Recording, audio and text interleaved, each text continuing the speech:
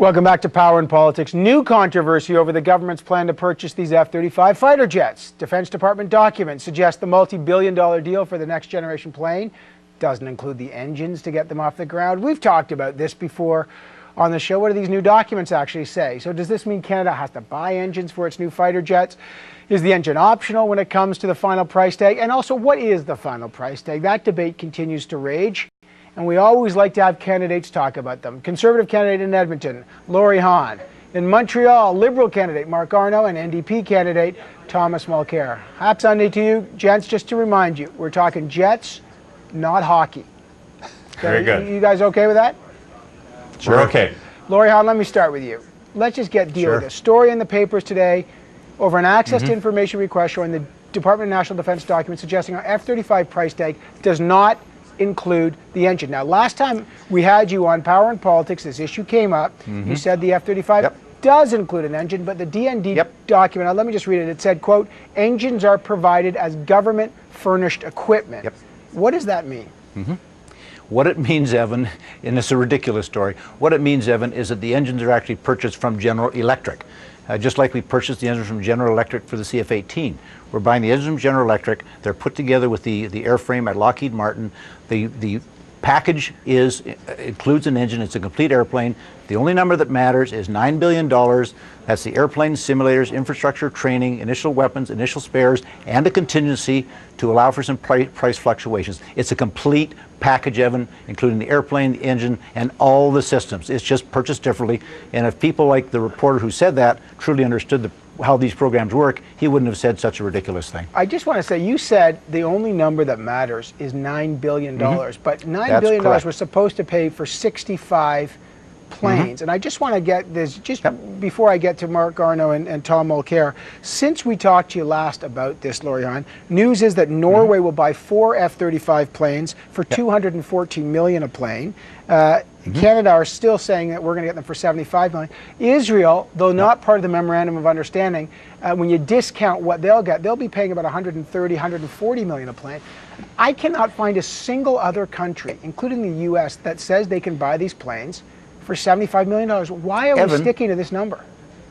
Evan, the number that matters is $9 billion. People continue to apply apples and oranges.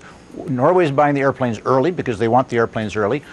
Do we know what's included in that package? It's not just airplanes, it's other things. Likewise, Israel. Israel pays more by not being part of the Memorandum of Understanding, plus their package includes other things besides the airplanes. That's why $9 billion is the only number that matters. That's the airplanes and all those other things. You can cut the numbers or play the math any way you want. The simple fact is, when the U.S. talks about a unit cost, they're talking about the airplane plus all those other things. But we're talking about is a $9 billion program which includes all of that. Okay, so you're saying $9 billion will still buy 65 planes? Because that, to me, works out to about $120 million a plane, right? Well, if you want to play the numbers, if you want to play the numbers that way, that our program includes the airplanes and all of those other things. That's the way we bought airplanes in the past, like the CF-18. About 65% of the contract is for airplanes themselves. The rest is for other things, and there's a contingency in there as well. All right. So, Marc Garneau, what's your response to that?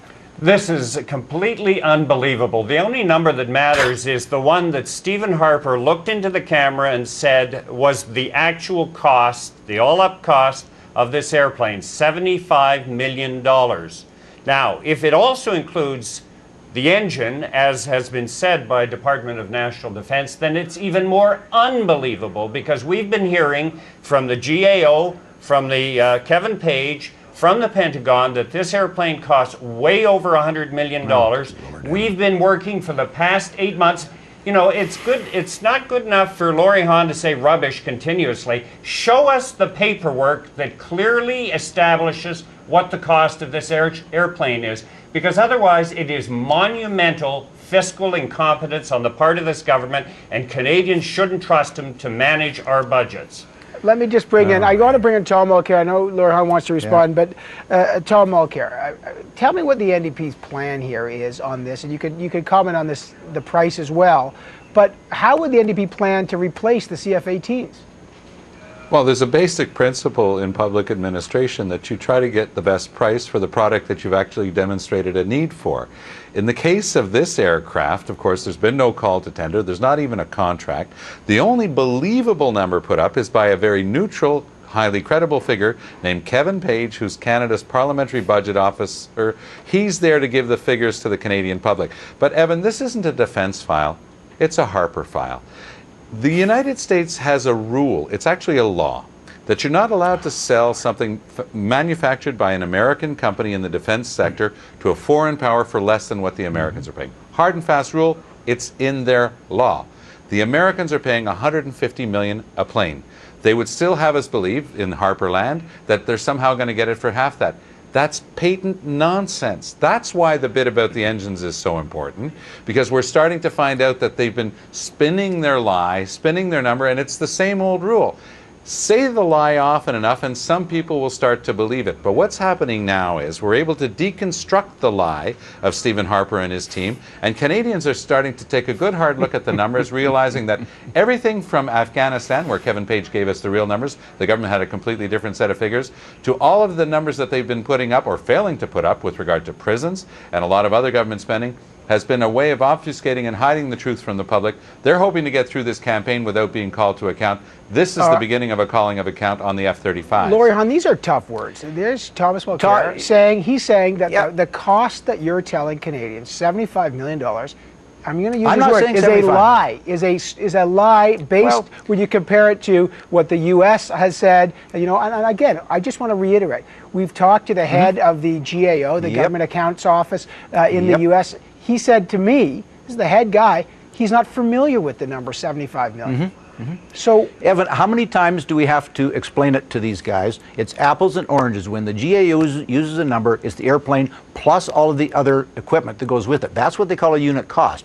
We're really talking the same thing when we talk $9 billion for the program. What Thomas simply refuses to understand is that law is on the American books. That's correct. That's for anything acquired in that fiscal year, in that contract year. To say that because the U.S. may be paying $150 million now for early airplanes means we won't pay less, you know, in 6 or 7 years from now is simply not true. That is a misrepresentation, a misinterpretation of the law. The law in the United States is in any particular year.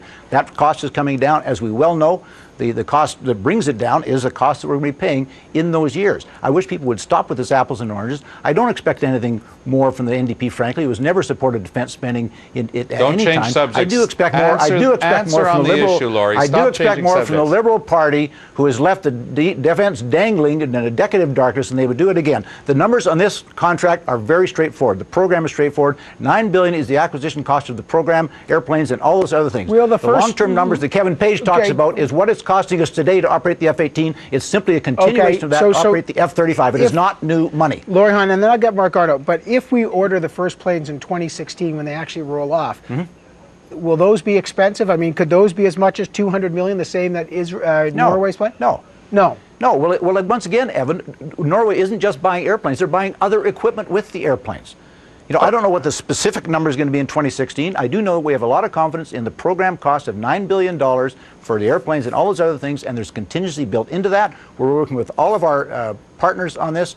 You know, this is not something we're doing one-off. This is something we're doing with 8 other countries and Israel on the side. All right, so Mark Ardo, that's Laurie Hawn's explanation is that is the actual bare minimum price for the plane and includes the fundamentals like the engine. Well, I'm afraid that Laurie has been playing with apples and oranges during the past 8 months. Look, we did our homework. We found out that, first of all, of course, this airplane was not submitted to an open tender in a competition that would give taxpayers billions of dollars in savings. When we're talking about that big elephant in the tent, which is health, which is coming up, we need to save those billions of dollars, and we can do it through a competition. First, you know, they talk about the $75 million a copy. Now they're saying, no, don't worry about that. It's $9 billion all up. They're playing with apples and oranges. Why can't they show us on a piece of paper exactly what all the costs are? We've been asking for it for months. Why? Because those were released by DND. They're either misinformed or they are lying to us, and we've got this huge cost that's going to kick in a few years from now at a time when we need to take care of bigger priorities like our aging population and the elephant in the tent, healthcare. Now, just I want to get Tom Mulcair in here. Canada has not signed a contract for the plane yet, all right? So my question is, if we're certain about the price of the plane now, and let me first put this to Thomas Mulcair and then maybe Laurie Hawn, if we're so certain about the price now, shouldn't we lock in a deal as soon as possible? Nonsense. If we haven't even had a call to tender, we haven't even demonstrated that this is the right plane for that Canada needs, we can't lock in. Kevin Page proved that the number, contrary to what Mr. Hawn is affirming today, is over 29 billion. It's not 9 billion, it's over 29 billion. On page 16 of Kevin Page's report, he also demonstrates that given the fact that there is indeed no contract, there is not a single dollar that the Conservative government can show in regional industrial spin-offs. Quebec has a very large aerospace sector. It's very important for us. They cannot guarantee a single job creation in the province of Quebec. It's already happened. The best number that they put up was 300 million. They snapped their suspenders and said, 350. we're really proud of ourselves, 300 million. You know what? That's 1% of a $30 billion contract, and it's not even true because, like the rest of it, it's a pure fiction. He keeps saying it's a question of apples and oranges, Evan. It's a question of truth and fiction, and they're making it up.Ey've been caught in their lie, and now they're going to try to swim their way out of it. It's not going to work. Kevin Page gave the real number to Canadians the same way he gave the real number in the 2008 election with regard to the Afghan debacle. He's been proven right every time he's given a number, and the Conservatives have been proven to be liars. Thomas, get back in your cage. Evan, the numbers that the PBO was talking about was for sustainability of the airplane over 30 years. We're spending $210 million a year, every year flying the F-18 now. We've been spending that for the last 28 years. We're going to be spending it on the F-18 but or the F-35 going forward. If the government is That's so irrelevant. sure, if the government is so sure you can get these planes for $75 million, and you know there's obviously lots of people that don't buy it, but if you're so sure, why not sign the contract and just release the? Why wait to sign the contract? If you can get this deal, Evan, if people understood, stop for a second, understood how these contracts work, they're signed year by year. We're going to sign it with the USAF, with the United States Air Force.